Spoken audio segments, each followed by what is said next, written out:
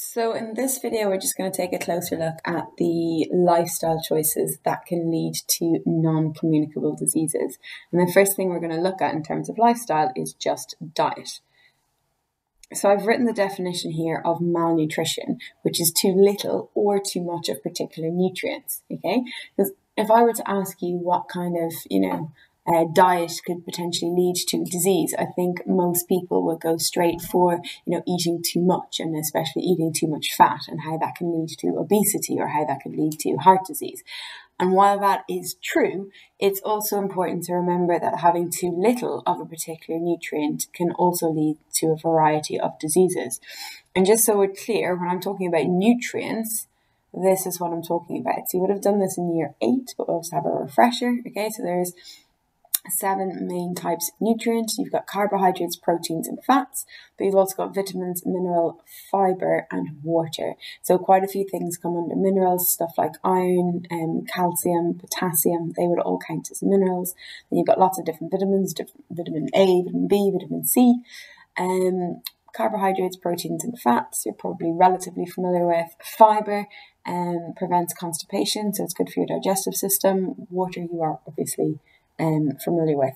But these are the nutrients, and if you have a balanced diet, you should be getting some of all of these nutrients. Some you need more than others, so you don't need as much fat in your diet as you need protein, but you do need some form of these nutrients, some form of all of these nutrients. And if we just look at this word here, deficiency, okay, so if you don't have enough of a particular nutrient, that can lead to a disease. And we're just going to look at 2 examples. One would be scurvy, okay, so scurvy is, it affects your gums, causes your gums to bleed and your gums to rot away, so it's not particularly nice. And scurvy is caused by a deficiency in vitamin C. So you get vitamin C in fruits and vegetables, especially in oranges. So if you don't have any kind of fruit and veg in your diet, you can become deficient in vitamin C, and that can lead to this disease, scurvy, where your gums are bleeding. Another example of a deficiency disease would be anemia. So if you're anemic, you've got very little energy, you're tired all the time. So we say you're suffering from fatigue. And the reason that you'd be feeling those symptoms is because you're deficient in iron. So you don't need to know any details about anemia.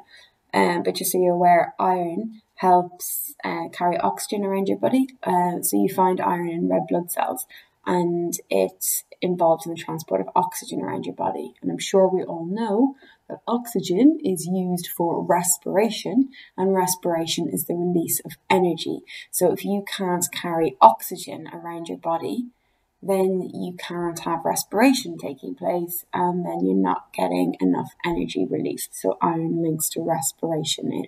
It's involved in transporting oxygen around your body. So these are just 2 examples of deficiency diseases caused by not getting enough of a certain nutrient. And again, iron is a mineral. That's how it ties into the list of nutrients that I've written above. Okay, so when you're talking about diet and your lifestyle choices and how they can lead to non-communicable diseases, you could mention either of these 2 deficiency diseases, and then you could also, which I haven't written out for you, but you could also talk about having too much fat in your diet and how that can lead to obesity, and how that could also lead to heart problems. But we're going to look at heart problems in more detail in a later lesson. The other thing you can talk about in terms of lifestyle is just stuff like alcohol. So if you are drinking too much alcohol, it is going to affect your liver. And the reason being is that alcohol does count as a drug, and drugs or any other toxic substances are always broken down by your liver. And if you're drinking excessively, it puts your liver under a lot of stress, and that can lead to liver damage. So one such liver disease is called cirrhosis, okay, which is a particularly bad form of liver disease. And liver disease is really, really serious. It accounts for 1/5 of all UK deaths. So drinking too much alcohol can have serious repercussions.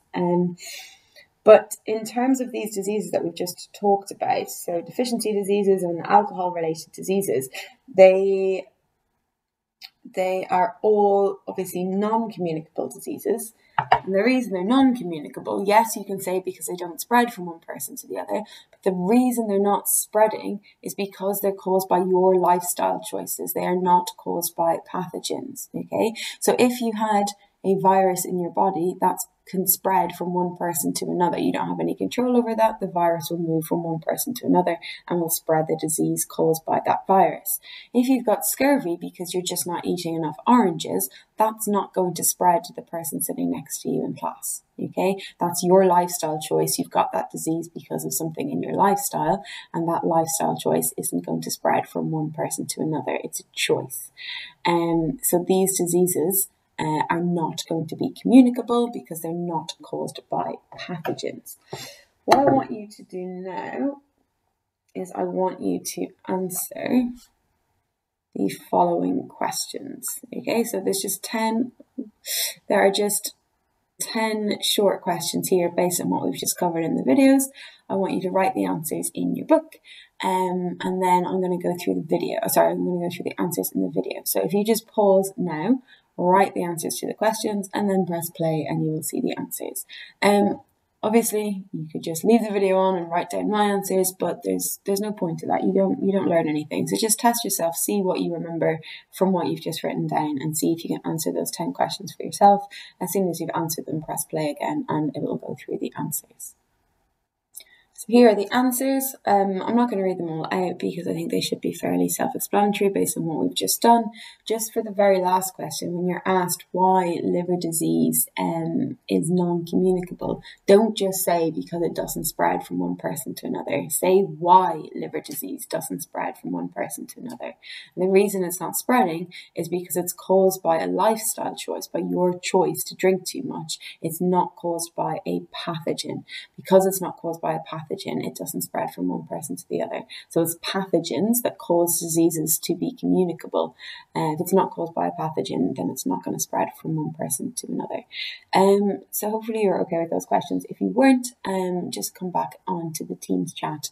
I'll be online and you can ask me any questions that you might have.